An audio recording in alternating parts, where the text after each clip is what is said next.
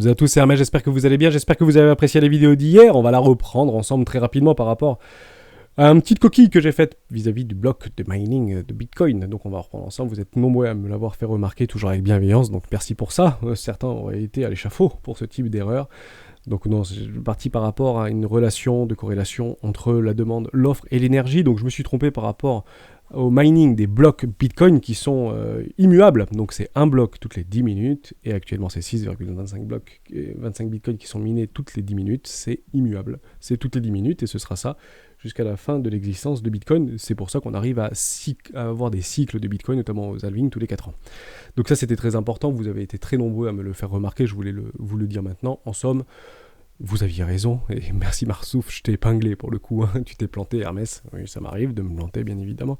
J'ai eu un billet en réalité je pense par rapport à mes recherches sur Ethereum, j'étais revenu jusqu'à 2020 par rapport à différents hard forks et ce qui s'était passé visiblement des cycles du prix de Ethereum, et vous aviez eu en fait à un moment donné en 2020 ce qu'on appelait la bombe de mining sur Ethereum. Ethereum, c'est toutes les 12 secondes, si vous voulez, en termes de chaque bloc qui sont minés actuellement en Proof of Work. Vous avez des blocs de récompense de 2 Ethers, en moyenne, hein, c'est 2 Ethers, et vous avez des frais de transaction qui sont également équivalents à 2 Ethers, ce qui est plutôt intéressant, donc 4 Ethers par bloc actuellement sur Ethereum en Proof of Work. Ce qui est d'ailleurs bien différent par rapport à Bitcoin, qui pourrait donner un quid, et beaucoup de discussions d'ailleurs avec la communauté vis-à-vis de ça. Qu'est-ce qui se passe en 2100 par rapport à Bitcoin, lorsqu'on aura pu en fait suffisamment de Bitcoin pour pouvoir rentabiliser les parcs machines, etc., malgré l'efficience qu'il peut y avoir vis-à-vis des technologies futures. Mais dans l'idée, les frais de réseau de Bitcoin sont très minimes. On n'a pas cette perception-là. C'est 300 000 $ à peu près. Hein. C'est que dalle en réalité. Hein. Les flux au niveau de transactions et de récupération de récompenses au niveau de Bitcoin, c'est... je crois que c'est divisé par 20 ou divisé par 15 par rapport aux frais de mining vis-à-vis d'Ethereum. Donc les frais de mining vis-à-vis de Bitcoin ne sont pas du tout intéressants pour les mineurs. Ce qui les intéresse, les mineurs, c'est une seule chose, c'est les récompenses. Donc toutes les 10 minutes, immuables, et avec 6,25 blocs. Alors oui, il y aura une influence sur la demande par rapport au hash rate, par rapport au halving, mais ça sera 2024 et vous avez compris un petit peu la mécanique. Mais dans l'idée, c'était de reprendre en fait cette phrase-là avec vous. Augmentation du prix, le prix de l'énergie augmente mécaniquement pour garder le même niveau de rentabilité. Dans le cas contraire, soit le mineur débranche, et c'est ce qu'on avait dit hier, soit ils ne vendent pas. Et ce qui raréfie l'offre, ici, augmente le prix du Bitcoin mécaniquement à une demande constante. En soit, quand on arrive sur des zones de capitulation, en réalité, les mineurs débranchent, et ceux qui sont encore là ne vendent plus, on les rend suffisamment solides par rapport à leurs parcs machines qui ont été déjà peut-être dès lors rentabilisés, ou ont des fonds de trésorerie relativement larges, pour en fait diminuer leur vente de Bitcoin, malgré qu'il y ait des contrats qui sont passés dans les plus grosses fermes de minage, vous imaginez bien, dans le monde. Mais dans l'idée, c'est un peu ça. On vend moins parce que le prix n'est plus satisfaisant par rapport à notre seuil de rentabilité, donc autant l'écarter. À ce moment-là, on raréfie l'offre, à demande constante, le prix augmente, tout simplement. Donc c'est juste une simple mécanique, mais je trouvais ça intéressant de vous expliquer ça. Donc oui, un petit jeu de l'esprit, mais c'est bien toutes les 10 minutes, je le dis, je le redis, aucun problème avec ça, mais à culpa. On revient par rapport à Bitcoin, vis-à-vis de notre petit trade qu'on avait parlé hier. Ça vous a bien plu, donc on peut le tenir, hein, ce trade en réalité. C'est même très difficile, puisque généralement dans des contre-tendances, puisque jusqu'à preuve du contraire, le narratif nous dit que le plus probable c'est quoi? C'est d'aller chercher plus bas. Hein. Pourquoi? Parce que la dynamique de fond est baissière sur une time frame supérieure, ni plus ni moins. Or, nous avons des choses qui nous montrent que nous sommes actuellement dans une zone de rechargement d'achat court terme, jusqu'à preuve du contraire, dans un bas de range, donc vendre ici n'est pas ce qu'il faut faire.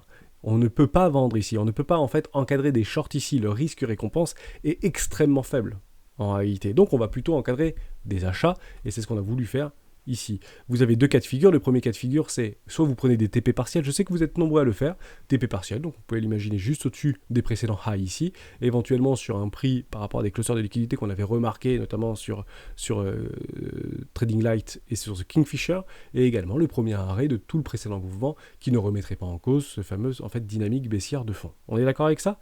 Aucun problème.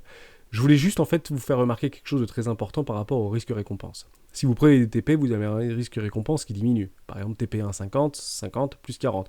Par rapport au petit travail qu'on avait fait hier, hein, capital de 10 000, position 3 000, risque 100. Je suis prêt à risquer 100, donc je peux réaliser 100 trades perdants. Je ne sors pas entre guillemets du marché. Je peux réinitialiser 100 fois la même pattern et voir si oui ou non je suis rentable. Je ne serai enfin mathématiquement parlant, ou probabilistiquement parlant, je sais que Marstouf, je sais que Luce me dira si c'est possible de faire 100 fois d'affilée la couleur rouge au casino, etc. Oui, en termes de probabilité statistique, vous avez parfaitement raison. Mais c'est peu probable, en réalité, malgré qu'on ait les mêmes chances de faire 100 fois d'affilée, enfin le rouge ou le noir si on enlève le 0 au casino. Si vous avez le deuxième risque-récompense, c'est plus de 180 avec un risque-récompense de 2,8. On peut le prendre à 2,5, vous imaginez bien. Ce que j'ai juste envie de vous dire ici, je sais que vous le savez, je sais que vous êtes nombreux à le savoir, mais il faut se préparer si vous êtes trader ou si vous voulez en fait vous familiariser avec le trading. Tout de suite, maintenant, dites-vous que vous allez perdre plus souvent de fois que vous n'allez gagner. Eh oui, tout le risque management et le risque récompense qu'on calcule ici, hors ratio de 1 pour 1 ou 1 pour 1.1, si vous prenez les 10% de frais à peu près, même si c'est un peu moins élevé que ça. D'ailleurs, en parlant de frais, vous avez Bybit qui offre 0 frais sur tous les spots. Je l'ai partagé dans le Discord hier. Je suis partenaire à Bybit pour information. Vous avez tous les liens dans la description et également sur le Discord. N'hésitez pas à aller nous rejoindre, le lien dans la description.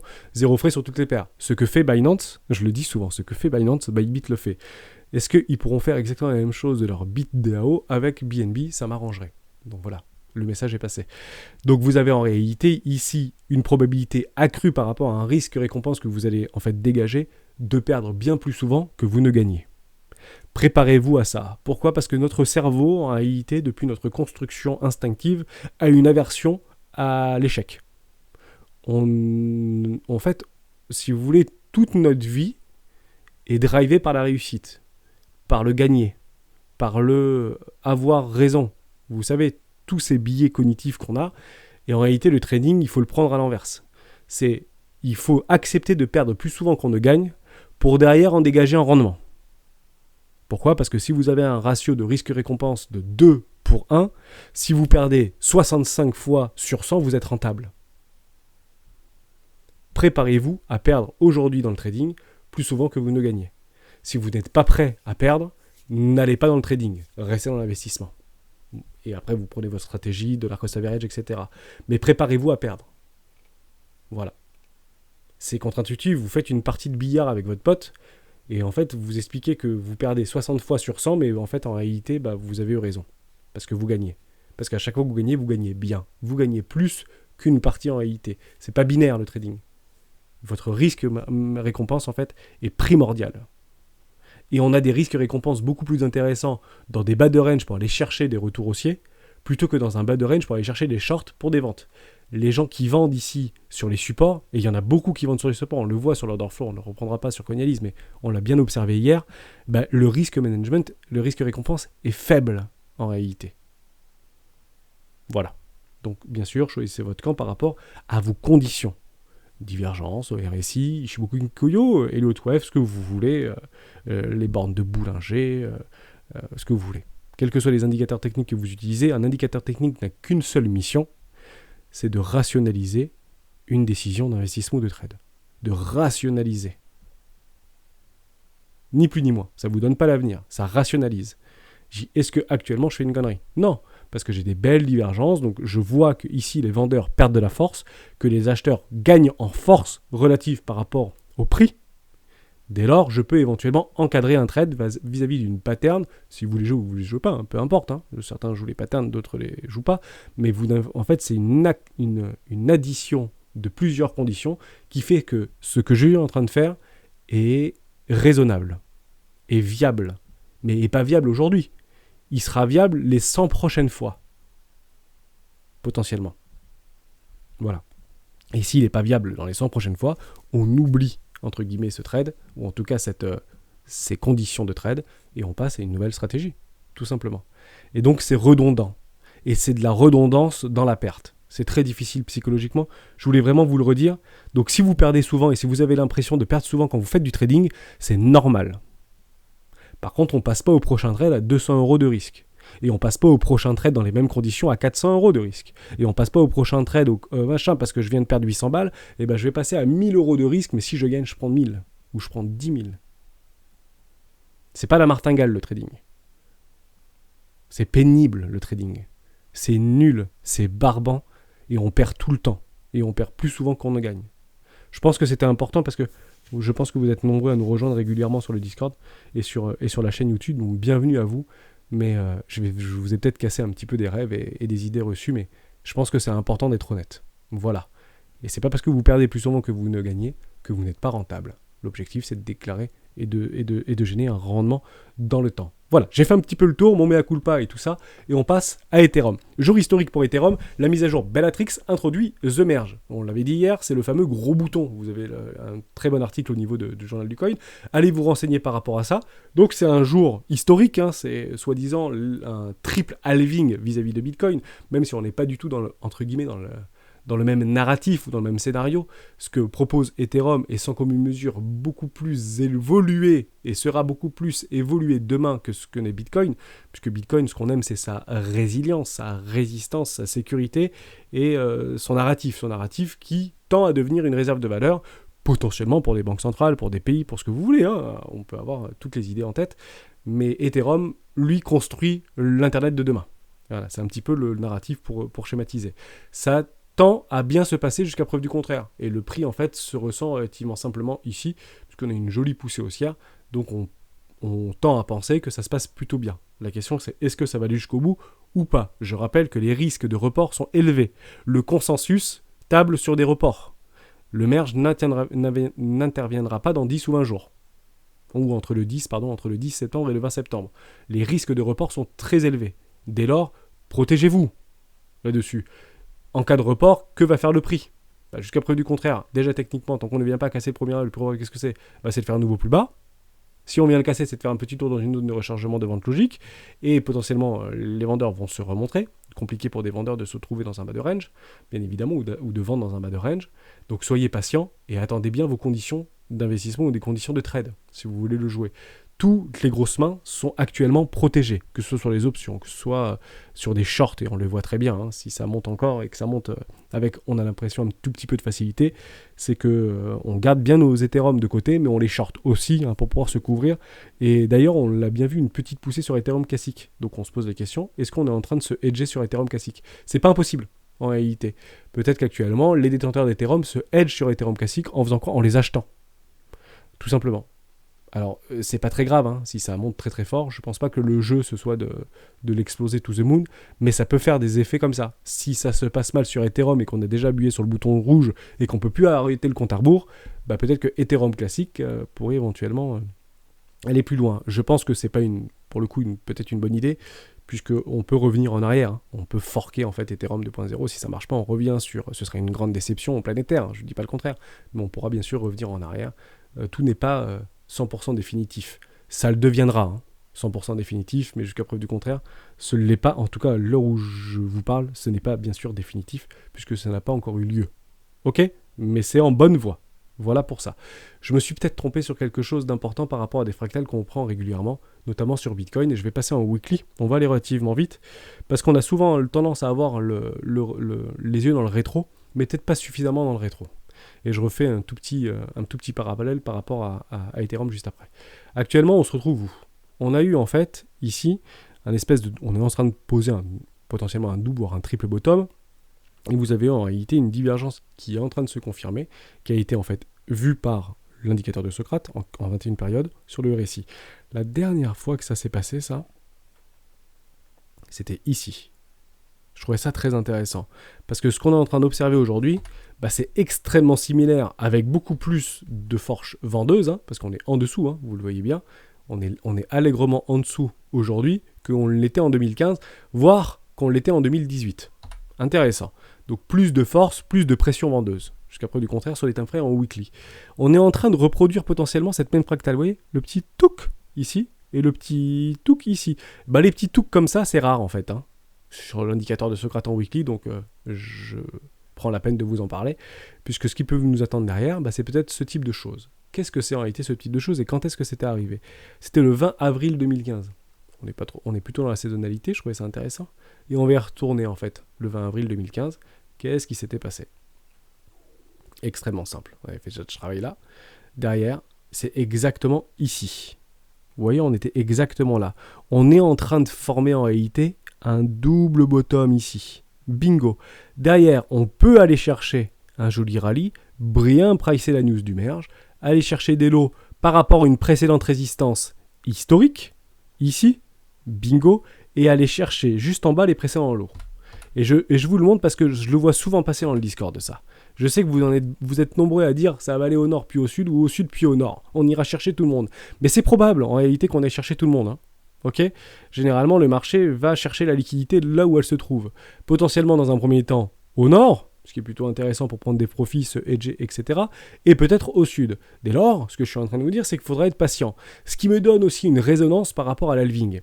Beaucoup pensent que il va rien se passer jusqu'à l'halving. Mais pas forcément. Parce que l'halving numéro 2 de Bitcoin s'était passé le 11 juillet 2016. Et entre les bottoms de marché qu'on est en train de vivre aujourd'hui, en 2015, avril et juillet, why not ? Plus d'un an. C'est intéressant.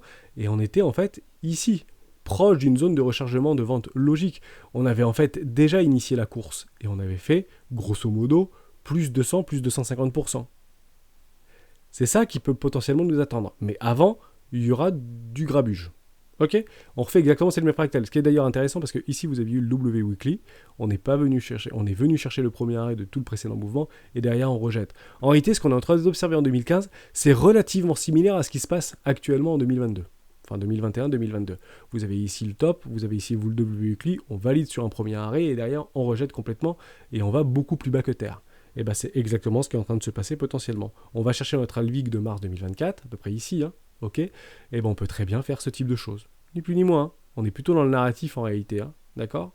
Et là, on irait chercher notre course. On va chercher les vendeurs court-termistes, qui actuellement sont plutôt en confiance et plutôt en contrôle. On irait chercher les acheteurs très agressifs, avant que beaucoup aient pris des profits ici ou dans une boîte de Pandore. Hein. On n'a pas de boule de cristal, vous imaginez bien. Pour derrière aller chercher et faire notre magnifique rallye haussier à partir de 2024 ou proche de 2024, 2023, 2024, quand le monde sera à feu et à sang potentiellement. Ok ? Ça, c'était extrêmement important.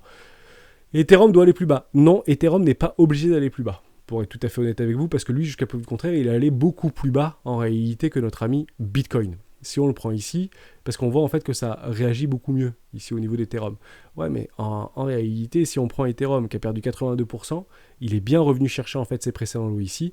Et si Bitcoin était moins résilient qu'Ethereum, à ce moment-là, on serait probablement sur les mêmes niveaux actuellement. Ce qui est très intéressant, c'est si vous prenez moins 82%, on se le dit, on se le redit, c'est qu'on irait très allègrement chercher les fameux 12 000 $. Je trouvais ça intéressant de vous en reparler, puisque j'ai vu ça passer également. Ici, vous prenez votre top, vous allez chercher vos 82%. À même résilience, on serait exactement sur les mêmes niveaux structurels que Ethereum. À peu de choses près. On serait bien revenu chercher en fait notre précédent W Weekly. Et là, ça vient par rapport à The Merge et au fameux flippening. Est-ce que, oui ou non, par rapport à la dominance de Bitcoin, est-ce qu'on va perdre cette dominance et on est en train de la craquer, la dominance ? Mais ça veut dire quoi ? En fait, ça veut dire que si Bitcoin perd de la dominance vis-à-vis au risque de crypto total, mais notamment par rapport à Ethereum, et on voit quelque chose comme ça, dès lors, Ethereum sera plus résilient que Bitcoin, et Bitcoin ira probablement chercher dans une tentative baissière, hein, je parle d'une attaque baissière, ira probablement chercher ici ses précédents lots. Donc Bitcoin ira plus bas que Ethereum dans une forme dans un marché baissier, dans une décorrélation au niveau de leur dominance respective. Ok ?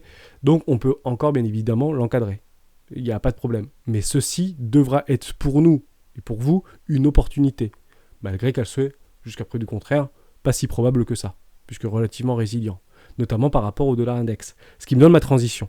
J'espère que je vous ai aidé par rapport à tout ça. Ce qui me donne ma transition, parce que jeudi, il y a quelque chose qui se passe important, on en avait parlé, c'est l'augmentation des taux de la Banque Centrale Européenne. Le consensus tape toujours sur 0,50. Et pour le coup, je pense que ce sera 0,50. Parce que nos amis de la BCE, donc ça tape sur 0,75 comme les Américains. On ne gère pas les mêmes problèmes qu'on a, nous, en Europe, par rapport aux États-Unis. On a bien compris que c'était un problème d'offre et on ne résout pas des problèmes d'offre avec des actions sur la demande, qui impactent la demande. Qui plus est, qui brisent la demande en réalité. Parce que augmenter de 0,75 à 1,50, peu importe, hein, on peut imaginer tout ce qu'on veut, ça brise la demande. C'est déjà extrêmement difficile avec des toutes petites augmentations au niveau des marchés spéculatifs sur les taux directeurs que nous avons actuellement du mal à avoir des crédits immobiliers. Vous l'avez peut-être déjà ressenti, notamment par rapport à ce qu'on appelle le taux d'usure, que ce soit pour les SCI et aux noms propres. Donc soyez vigilants par rapport à ça, parce que augmenter les taux trop fort par rapport à les BCE casserait, briser la demande. C'est clairement pas ce que veut aujourd'hui la Banque Centrale Européenne. Pourquoi ? Parce qu'elle a très bien compris que les problèmes actuellement qui nous incombent n'est pas un problème de demande, c'est un problème d'offre. et notamment un problème d'offre sur les énergies fossiles, gaz, pétrole, etc. Dû au conflit en Ukraine. On trouve toujours des coupables, il n'y a aucun problème avec ça. Donc c'est bien évidemment aussi monétaire. Hein. Je vous rappelle que ça fait depuis 2014 qu'on avait des taux à zéro. Sur les 5-6 dernières années, ou 2015, pardon, des taux à zéro. Donc évidemment que ça se ressent à un moment donné sur l'inflation. Mais l'inflation avait plutôt bien été contenue jusqu'à preuve du contraire. Parce que tout allait bien. Voilà. Donc Covid, accélération, guerre en Ukraine, la cerise sur le gâteau, mais les marchés sont relativement résilients. Le consensus tape sur 0,50 points. Cette news n'est pas pricée par le marché. Ne pensons pas que cette news est déjà pricée par le marché. On est d'ailleurs en train de sortir ceux qui tentent de la pricer jusqu'à preuve du contraire. Juste ici, euro-dollar. Je vous l'avais dit, on en avait parlé avant les vacances, c'était juste avant la fin juillet. Je pense qu'on va chercher, moi, des précédents lots pour derrière retourner le marché. Mais ça va pas louper, enfin, c'est pas en train de louper, en fait. Ici, vous avez les lots. Moi, je pense qu'on irait chercher les précédents lots et derrière, on retournerait ce marché. Et peut-être que ceci serait éventuellement une augmentation des taux peut-être plus agressive que ce qu'on pense actuellement. Je rappelle qu'actuellement, les 0,75 points de base ne sont même pas sur la table. Ça va être évoqué par la Banque centrale. Enfin, vous évoquez pas un truc pour le dire jeudi. Hein. C'est ça qui est en train de tourner au niveau de la Banque centrale européenne, des mandatés de la Banque centrale. On ne voit pas pourquoi on ne pourrait pas éventuellement en discuter.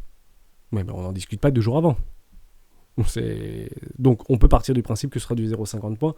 En tout cas, c'est ce que je pense, sauf si Christine Lagarde s'est réveillée le matin, vous m'avez compris. Mais j'en doute là pour le coup très fortement. Le consensus reste, et je pense que c'est ça qu'il faut plutôt aussi regarder. Je ne sors pas ça de mon chapeau, le consensus reste sur du 0,50 points de base, d'augmentation de base. Ok ? Donc je pense que ça a plutôt un effet de soulagement au niveau des marchés, que si en fait euro reprend de la valeur par rapport au dollar, à ce moment-là le DXY de façon mécanique va perdre de sa dominance par rapport au reste des monnaies fiat, notamment à l'euro, qui a eu un fort abondement à l'intérieur de son indice. Donc on pourrait éventuellement voir une forme de respiration, voire un petit décrochage au niveau du dollar index, qui derrière va avoir une réponse lors du FOMC de fin septembre. Okay, mais ceci aurait éventuellement une bonne augure par rapport à quoi ? Alors, c'est peut-être pas si violent que ça, hein, vous imaginez bien, mais ça aura en fait une forme de respiration mécanique par rapport à Bitcoin. Parce que ce que je suis en train, moi, d'observer personnellement, mais après, c'est plutôt macro, hein. Je vais aller sur une autre charte. Ah, on parlera d'ALF après. Je vais rester là-dessus, c'est pas très très grave. Même si c'est un peu brouillon, c'est pas grave. En fait, ce qu'on est en train d'observer, c'est que ici, est-ce que c'est Bitcoin qui perd de la valeur par rapport au dollar, ou est-ce que c'est dollar qui prend de la valeur par rapport aux autres ? En réalité, on voit qu'on est plutôt dans un range. Or, moi, ce que je suis en train d'observer sur le dollar, c'est qu'il monte le dollar actuellement. Et on est plutôt dans une forme de résilience. Et d'ailleurs, je vais vous faire peut-être découvrir quelque chose de très intéressant. Je vais aller sur Coinbase, il y a des trucs. Bon, bref, c'est pas grave. On va le garder comme ça. Actuellement, je suis Bitcoin face au dollar dans une zone de rechargement d'achat. Donc oui, c'est ce qu'il faut regarder parce qu'aujourd'hui, les marchés financiers, c'est essentiellement sur les marchés US et notamment en devises en dollars. Donc c'est ce qu'il faut regarder pour que tout le monde voit un maximum de choses en même moment. Ok ? Ici, c'était intéressant de voir qu'on n'était pas encore rentré dans une zone de rechargement d'achat. Maintenant, on y est. Donc c'est aussi intéressant de le voir. Or, si on passe en euros, parce qu'on voit que l'euro perd de sa dominance par rapport au dollar. Si vous faites BTC euro sur les mêmes petites time frames, en fait, on voit qu'on n'est pas du tout encore rentré dans une zone de rechargement d'achat. Pourquoi ? Parce que dollar plus fort que l'euro. Dollar prend de la dominance par rapport à l'euro et Bitcoin conserve dans une forme de range sa dominance par rapport au Bitcoin. Voilà. C'est intéressant d'observer ça. On est bien sur un 0,618. Voilà pour ça. C'est à peu près ce que je voulais vous montrer et de vous remettre dans l'exergue. Donc, mécaniquement, s'il y a une baisse du cours du dollar, même vis-à-vis de l'euro, ce sera un effet mécanique par rapport au Bitcoin de faire ce qu'on appelle un petit rebond haussier. Mais c'est même pas dû au Bitcoin. C'est juste par rapport à la perte de valeur vis-à-vis du dollar aux autres devises. Voilà. Donc, peut-être jeudi, on aura un peu de volatilité à la hausse. Why not ? Donc, l'idée reste ouverte. On finit juste tout ça par Aleph, avec grand plaisir. Pourquoi Aleph, ça craque en réalité ? Pourquoi ça a craqué ? Ça faisait plus rien depuis des mois et des mois. On peut le reprendre ici. Ici, ça ne faisait strictement plus rien. Ça craque. Prise de profit d'un gros portefeuille. Je vois que ça. En réalité, même sur Twitter, même sur Internet, j'ai pas vu. Peut-être que vous avez été déçus vis-à-vis de ça qui est sorti quelques jours plus tard, donc le 2, parce que ça n'a peut-être pas assez bossé chez Aleph In Network. Bon, je pense que ça bosse quand même pas mal. Ils n'en parlent pas vraiment au niveau de leur... je sais pas trop ce qu'ils font là. il balance des trucs, oui, d'accord, bon, c'est bien, il faudrait que ça vive un peu plus. Alors, je sais pas si tu es sur Reddit ou des choses comme ça, vis-à-vis de Aleph et que tu suis vraiment la communauté Discord ou Reddit, mais ça, pour moi, c'est typique d'une sortie de Wilds. C'est typique, grosse prise de profit. Bah, en fait, mettez-vous à la place d'une baleine. Vous êtes listé sur Coinbase, c'était au mois de juin dernier. Bon, vous achetez du Aleph. Et derrière, vous voyez que votre argent, il fait strictement rien. Voire il se déprécie par rapport au dollar ou par rapport à d'autres devises comme on l'a vu précédemment. Bon, à un moment donné, vous sortez et vous allez mettre votre argent ailleurs, là où c'est plus dynamique. Où est-ce que c'est dynamique actuellement? Bah, Ethereum. Tous les layers 2 sur Ethereum sont plutôt assez intéressants. Matic est plutôt intéressant actuellement, ou d'autres cryptos sont plutôt intéressants, sont plutôt résilients. Vous avez Atom Cosmos qui fait son joli petit rallye jusqu'à preuve du contraire. On peut regarder Atom actuellement, et alors juste avant d'aller voir Atom, mais ici c'est redoutable. Vous avez un OBV qui chute très fortement, c'est redoutablement efficace. C'est des gros capitaux qui sont sortis à un instant T. Pas forcément des cascades de liquidation, parce que je pense pas que ce soit très leveragé en réalité au niveau d'Aleph. Je pense que c'est plutôt du spot, et notamment sur Coinbase ou sur FTX, plus du spot je pense. Et c'est des grosses sorties de capitaux. Essayez de te renseigner de ce côté-là, mais ça peut être même les fondateurs, qui pouvaient plus payer les salaires ou les bâtiments ou j'en sais rien, ou leur énergie. Et pour se prémunir, ils ont sorti beaucoup de leurs tokens. Et ils l'ont vendu au marché, on dira rien, on verra bien si ça passe. De toute manière, tout est baissier. Bon, bah, le problème, c'est que si vous voulez sortir 3 millions de dollars dans un truc à 40 millions de capitalisation, ça fait mal. C'est pas des gros montants, hein. Ça fait 40 millions de valorisation, le truc, hein. C'est minuscule, hein. C'est microcap de chez microcap, hein. Ok? Malgré que ce soit par rapport à un projet français, parce qu'il me semble que c'est français, Aleph.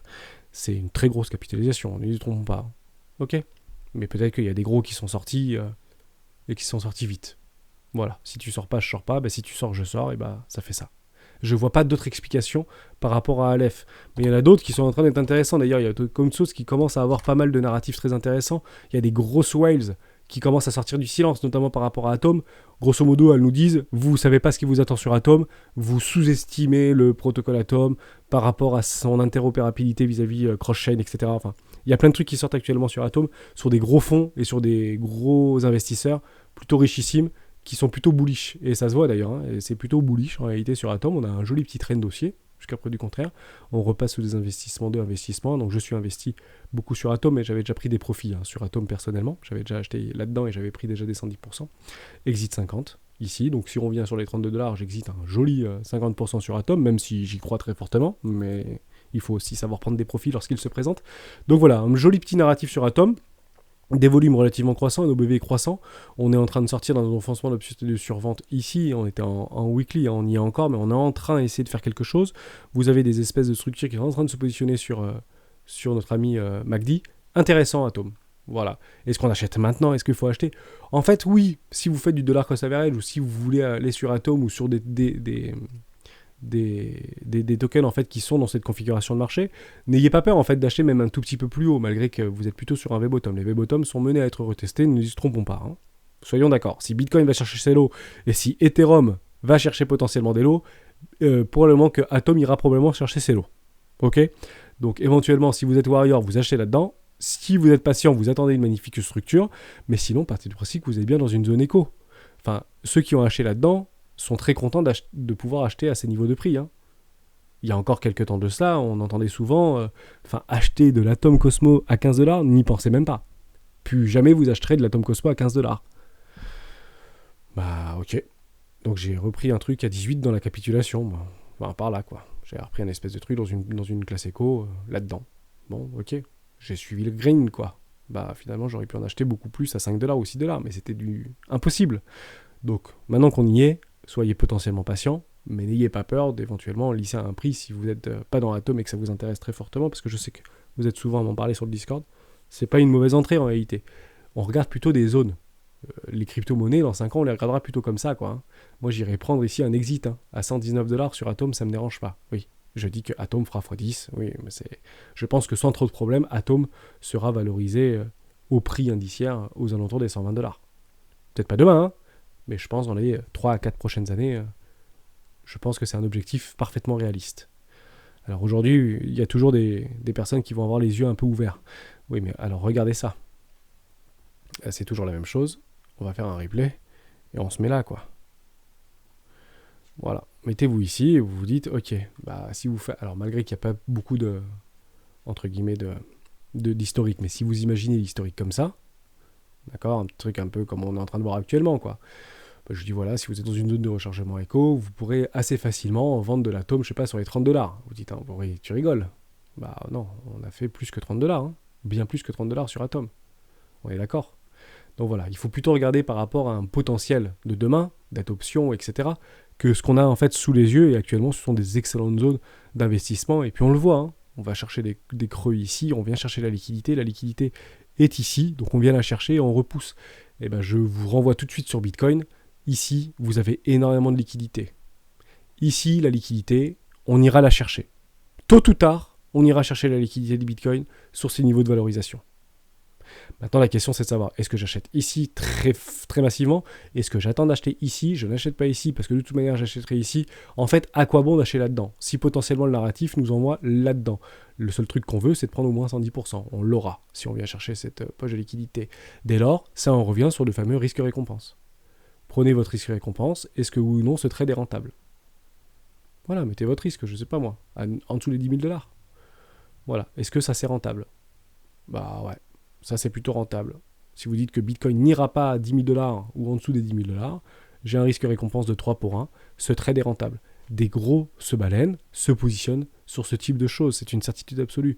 Et elle lissera les achats vers le bas. Elle continuera à accumuler. Jusqu'à ce qu'on aille chercher beaucoup de liquidités qui se trouvent actuellement ici. Dans le futur, mais on viendra les chercher à 99% sûr. On retrouvera du Bitcoin au-dessus des 48 000 $. Merci à toutes et à tous d'avoir suivi cette vidéo jusqu'au bout. Je vous souhaite une excellente journée. J'espère que je vous ai aidé. Encore un mea culpa par rapport au temps de minage de blocs par rapport aux récompenses de blocs sur Bitcoin. Petite fourche, mais j'espère que vous avez compris un petit peu ma mécanique par rapport à relation offre-prix-énergie. Et on se retrouve demain dans une prochaine vidéo des rois du Bitcoin. Ciao.